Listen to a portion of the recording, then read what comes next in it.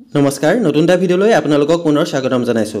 আজিৰ এই ভিডিঅ'ত গুৱাহাটী ইউনিভাৰ্চিটিৰ পোষ্ট গ্ৰেজুৱেচন এডমিশনৰ বাবে কি কি ডকুমেন্ট আপোনালোকে লৈ যাব লাগিব, কিদৰে মেৰিট লিষ্টসমূহ চাব পাৰিব আৰু লগতে এন্টি ৰেগিং ফৰ্মখন কিদৰে ফিল আপ কৰিব লাগিব সবিশেষ দেখুৱাই দিম।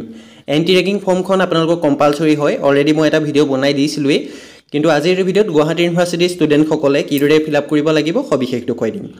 প্ৰথমতে গুৱাহাটী ইউনিভাৰ্চিটিৰ যেটো অফিচিয়েল ৱেবছাইট এটো লগইন কৰি লওক। গুৱাহাটী দেখিছে আপোনালোকে guwahati.ac.in এই ৱেবছাইটটো মই ডেসক্ৰিপচনতো দি ৰাখিছো, তাত গৈ আপোনালোকে লগইন কৰি ল'ব পাৰে। তাৰ পাছত আপোনালোকে এডমিশন অপচনটোত ক্লিক কৰিব, যদি মোবাইলত কৰি আছে মোবাইলতো কৰিব পাৰিব আপোনালোকে। এডমিশন অপচনটো ক্লিক কৰি দিয়াৰ লগে লগে তললে স্ক্ৰল কৰিব, ইয়াত আপোনালোকে এডমিশন ৰিলেটেড গুটেখিনি ডিটেইলছ পাই যাব। তললে স্ক্ৰল কৰিলে আপোনালোকে সকলো ডিপাৰ্টমেন্টৰ মেৰিট লিষ্টসমূহ আপোনালোকে চাব পাৰিব। ইয়াত আপোনালোকে দেখিছে গুটেখিনি ডিটেইলছ ইয়াত দিয়া হৈছে। Result of PGET 2024 merit list published 49 programme, অৰ্থাৎ 49টা ডিপাৰ্টমেন্টৰ মেৰিট লিষ্ট সমূহ প্ৰকাশ পাইছে অলৰেডি। ইয়াৰ ভিতৰত মই কোনোবা এটা ডিপাৰ্টমেন্টৰ মই মেৰিট লিষ্ট এখন ডাউনলোড কৰি দেখুৱাই দিছো। আপোনালোকে ইয়াত দেখিছে department of Assamese, economics, commerce গুটেখিনি আছে। আপোনালোকে যোনটো ডিপাৰ্টমেন্টৰ চাব বিচাৰে সেই ডিপাৰ্টমেন্টত ক্লিক কৰি দিলে আপোনালোকৰ PDF-টো ডাউনলোড হৈ যাব। মই ইকনমিক্সখনৰ দেখুৱাই দিছো। সকলোৰে এডমিশন ডেট টাইম বেলেগ বেলেগ হ'ব পাৰে, সেইবাবে আপোনালোকে ওপৰতে দেখিবলৈ পাব ডেট অফ এডমিশনটো দিয়া হৈছে আগষ্টৰ 5 তাৰিখে আছে ইকনমিক্স ডিপাৰ্টমেন্টৰ এডমিশন। তাৰ পাছত আপোনালোকৰ আছে এডমিশন টাইমটো দিয়া হৈছে 10:30 বজাৰ পৰা আপোনালোকৰ অনলাইন প্ৰক্ৰিয়া এডমিশনৰ প্ৰক্ৰিয়াটো আৰম্ভ হ'ব। অফলাইন এডমিশন হ'ব, আপোনালোকে নিজে গৈ ডকুমেন্ট ভেৰিফিকেশন কৰি আপোনালোকে এডমিশনটো ল'ব লাগিব যিসকল মেৰিট লিষ্টত নাম আহিছে। তাৰ পাছত আপোনালোকৰ সিটখিনি ইয়াত ভাগ কৰি দিয়া হৈছে, আপোনালোকৰ ক্যাটাগৰী ওয়াইজ সিটখিনি ইয়াত ভাগ কৰি দিয়া হৈছে, আপোনালোকে এবাৰ চাই ল'ব। তাৰ পাছত আপোনালোকৰ যেটো ক্যাটাগৰী কোটা আছে, কোটাত আপোনালোকৰ প্ৰথমতে যিসকল সিলেক্ট হৈছে তেওঁলোকৰ নামখিনি দিয়া হৈছে। বাকি নন ক্ৰিমিলিয়াৰ ক্যান্ডিডেট সকলৰ বাবে OBC MOBC ক্যান্ডিডেট সকলৰ বাবে নন ক্ৰিমিলিয়াৰ সাৰ্টিফিকেটখনৰ প্ৰয়োজন হ'ব, ইয়াত দিয়া হৈছে। তাৰ পাছত তললে আহিলে আপোনালোকে দেখিবলৈ পাব ইয়াত আপোনালোকৰ ক্যাটাগৰী ওয়াইজ ভাগ কৰি দিয়া হৈছে, যিখিনি কোটাত আছিল কোটাখিনি আপোনালোকৰ ইয়াত ভাগ কৰি দিয়া হৈছে।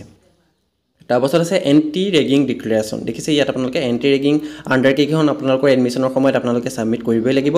ইয়াত ৱেবছাইটটো দি দিয়া হৈছে www.antiregging.in, সেই ৱেবছাইটটো আপোনালোকে যিকোনো এটা ব্ৰাউজাৰত লগইন কৰি লওক। আপোনালোকে মই এটা ব্ৰাউজাৰত ওপেন কৰি লৈছো antiregging.in। তাৰ পাছত আপোনালোকে এইদৰে কিদৰে ফিল আপ কৰিব চাওক। ওপৰত দেখিছে আন্ডাৰটেকিং অপচনটোত ক্লিক কৰি দিয়াৰ লগে লগে ৰেজিষ্টাৰ অপচনটোত আপোনালোকে ক্লিক কৰিব লাগিব। ৰেজিষ্টাৰ অপচনটো ক্লিক কৰি দিয়াৰ লগে লগে আপোনালোকৰ যিখন ফৰ্ম আছে ফৰ্মখন ইয়াত আহি যাব। ইয়াৰ পৰা আপোনালোকে যেটো ইউনিভাৰ্চিটি আছে ইউনিভাৰ্চিটি অপচনটো আপোনালোকে সিলেক্ট কৰি ল'ব। ইয়াত দেখিছে আন্ডাৰটেকিং ৰেজিষ্ট্ৰেচন ফৰ্ম ফৰ ইউনিভাৰ্চিটিজ, এই ফৰ্মখন আপোনালোকে শুদ্ধকে ফিল আপ কৰিব লাগিব। প্ৰথমতে ষ্টুডেন্ট ডিটেইলছ আছে, ষ্টুডেন্ট ডিটেইলছত আপোনাৰ নিজৰ ডিটেইলছখিনি ফিল আপ কৰিব লাগিব, first name, middle name, last name, mobile number, email ID. তাৰ পাছত আপোনাৰ যেটো জেন্ডাৰ আছে জেন্ডাৰটো, সিটিটো আপোনালোকে ফিল আপ কৰিব, ষ্টেট সিলেক্ট কৰিব, তাৰ পাছত নেশ্যনেলিটি ইণ্ডিয়া সিলেক্ট কৰি ল'ব। এইখিনি আপোনালোকে সিলেক্ট কৰি ল'ব। প্ৰথমতে আপোনাৰ ডিটেইলছখিনি ফিল আপ কৰিব লাগিব। তাৰ পাছত আহিব পেৰেণ্টছ আৰু গাৰ্জেন্টৰ ডিটেইলছখিনি, পেৰেণ্টছ বা গাৰ্জেন্টৰ নাম, তেওঁৰ মোবাইল নাম্বাৰ, ইমেইল আইডি, তাৰ পাছত সিটি, ষ্টেট আৰু সম্পূৰ্ণ এড্ৰেছ, এইখিনি আপোনালোকে ফিল আপ কৰিব লাগিব। ভুল নকৰিব, শুদ্ধকৈ আপোনালোকে ফিল আপ কৰিব। তাৰ পাছত আহিব ইউনিভাৰ্চিটি এণ্ড কোৰ্ছ ডিটেইলছ, ইয়াৰ পৰা প্ৰথমতে ষ্টেটটো সিলেক্ট কৰিব। তাৰ পাছত আপোনালোকে ইউনিভাৰ্চিটি নেমত আপোনালোকৰ যোনখন ইউনিভাৰ্চিটিত আপোনালোকে এডমিশন ল'ব বিচাৰে সেইখন ইউনিভাৰ্চিটিৰ নামটো সিলেক্ট কৰি ল'ব। মই ইয়াত গুৱাহাটী ইউনিভাৰ্চিটিটো সিলেক্ট কৰি লৈছো। তাৰ পাছত আহি যাব দেখিছে ইউনিভাৰ্চিটি কোড আৰু ইউনিভাৰ্চিটি নেমটো আহি যাব। ইয়াত আপোনালোকে দেখিবলৈ পাইছে university director and vice chancellor name, তাৰ পাছত আছে ইউনিভাৰ্চিটিৰ ফোন নাম্বাৰ আৰু লগতে ইউনিভাৰ্চিটিৰ লেণ্ডলাইন নাম্বাৰ। গুৱাহাটী ইউনিভাৰ্চিটিৰ ভাইচ চেঞ্চেলৰজনৰ নাম হৈছে ডক্টৰ ননীগোপাল মহন্ত ছাৰ, এইটো আপোনালোকে ফিল আপ কৰি ল'ব। তেওঁ অলপ দিন আগত এপইণ্ট হৈছে। তাৰ পাছত ইউনিভাৰ্চিটিৰ ফোন নাম্বাৰটো আপোনালোকে ইউনিভাৰ্চিটিৰ যেটো অফিচিয়েল ৱেবছাইট তাত আপোনালোকে পাই যাব, হেল্পলাইন নাম্বাৰটো, সেইটো আপোনালোকে ফিল আপ কৰি ল'ব, বা আপোনালোকৰ ডেসক্ৰিপচনটো মই দি ৰাখিম, আপোনালোকৰ সুবিধাৰ্থে আপোনালোকে তাৰ পৰা চাইও ফিল আপ কৰি ল'ব পাৰিব। তাৰ পাছত ইয়াৰ পৰা আপোনালোকে এডমিশন কিহত ল'ব সেইটো আপোনালোকে ইয়াত সিলেক্ট কৰি ল'ব। মই পোষ্ট গ্ৰেজুৱেচন ডিগ্ৰীটো সিলেক্ট কৰি লৈছো। তাৰ পাছত ইয়াত দিয়া হৈছে number of student Euro class, আপোনালোকে কিমানটা সিট আছে সেই সিটকেইটাই আপোনালোকে দি দিব, ঠিক আছে। কিমানটা সিট আপোনালোকৰ ডিপাৰ্টমেন্টত আছে সেই সিটকেইটাই আপোনালোকে ইয়াত ফিল আপ কৰি দিব।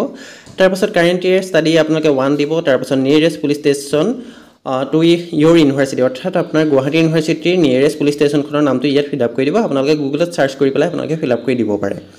তাৰ পাছত আপোনালোকে টাৰ্ম এণ্ড কণ্ডিশ্যনকেইটা একচেপ্ট কৰিব। তাৰ পাছত দিয়া হৈছে what is the phone number of national anti ragging helpline number, ইয়াত আপোনালোকক সোধা হৈছে national helpline anti ragging helpline নাম্বাৰটো কি হয় সেইটো আপোনালোকে নেটত মাৰি দিলে আপোনালোকৰ পাই যাব মোবাইল নম্বৰটো আপোনালোকৰ হেল্পলাইন নম্বৰটো হৈছে 1800180552 ঠিক আছে আপোনালোকৰ ডেসক্ৰিপচনটো মই দি ৰাখিছো তাৰ পৰা চাই আপোনালোকে ফিল আপ কৰি ল'ব পাৰে গুটিখিনি ফিল আপ কৰি হৈ যোৱাৰ পাছত আপোনালোকে টিক মাৰ্কটো দি সাবমিট ফৰ্ম কৰি দিব সাবমিট ফৰ্ম কৰি দিয়াৰ পাছত আপোনালোকে পুনৰ আন্ডাৰ টেকিং অপচনটো ক্লিক কৰি ডাউনলোড অপচনটো ক্লিক কৰি যেটো ৰেফাৰেন্স নাম্বাৰ আৰু ইমেইল আইডি মোবাইল নাম্বাৰ এইখিনি দি আপোনালোকে ডাউনলোড কৰি ল'ব পাৰিব ডিটেইলছত এটা ভিডিও বনাই দি ৰখা হৈছে সম্পূৰ্ণ ডিটেইলছ ফিল আপ কৰি ৰেফাৰেন্স নাম্বাৰ ফিল আপ কৰি ডাউনলোড কৰালৈকে সকলো ডিটেইলছত ভিডিও বনাই দি ৰখা হৈছে আপোনালোকে ডেসক্ৰিপচনত দিয়া ভিডিওটো এবাৰ চাই ল'ব মই কেৱল ইয়াত থুলমুলকে দেখুৱাই দিলো কিদৰে গুৱাহাটী ইউনিভাৰ্চিটিৰ পিজি এডমিশনৰ বাবে আপোনালোকে ফিল আপ কৰিব পাৰিব তাৰপিছত ইয়াত দিয়া হৈছে এডমিশন ফিজ এমাউন্ট 7670 টকা আপোনালোকে এডমিশন ফিজ হ'ব আপোনালোকৰ ঠিক আছে ডিপাৰ্টমেন্ট ওয়াইজ বেলেগ হ'ব পাৰে ইকোনমিক্স ডিপাৰ্টমেন্টৰ বাবে 7670 টকা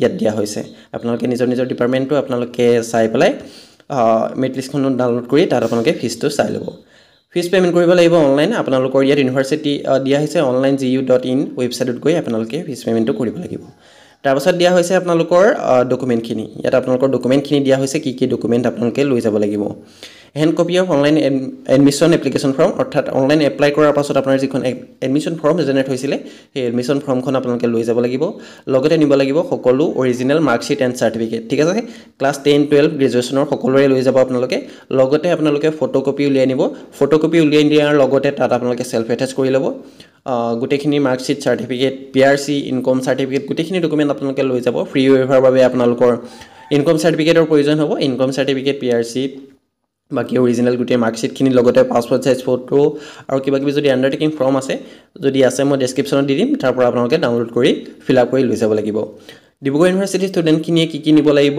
কিদৰে ফিল আপ কৰিব লাগিব অলৰেডি ডিটেইলছত ভিডিও বনাই দি ৰখা হৈছে আপোনালোকে ডেসক্ৰিপচনত লিংক দিয়া হৈছে এইটো ভিডিও চাই ল'ব পাৰে আজি ভিডিওটো ইমানেই আছিল গুৱাহাটী ইউনিভাৰ্চিটি ষ্টুডেণ্টসকলে এইখিনি ডকুমেন্ট নিব লাগিব ইয়াত এইখিনি কথাই কোৱা হৈছে কেৱল মাৰ্কশিট সাৰ্টিফিকেট আৰু লগতে আপোনাৰ যিখন এডমিশন ফৰ্ম আছে এডমিশন ফৰ্মখনৰ কথাই কোৱা হৈছে তাৰপাছত তললৈ আহিলে আপোনালোকে গুটেখিনি প্ৰভিজনাল মেৰিট লিষ্টখিনি আপোনালোকে চাব পাৰিব মেৰিট লিষ্ট ৰেংক লিষ্ট আৰু লগতে ৱেটিং লিষ্ট গুটেখিনি আপোনালোকে ইয়াতে পাই যাব এইদৰে আপোনালোকে মেৰিট লিষ্টসমূহ চেক কৰিব পাৰিব যদি এন্ট্ৰি ৰেগিং ফৰ্মখন অনলাইন কৰে কিবা অসুবিধা পায় যদি কিবা জানিব বা সুধিবলগীয়া আছে তেন্তে কমেন্ট কৰি জনাব মই যিমান পাৰো আপোনালোকক সহায় কৰিবলৈ চেষ্টা কৰিম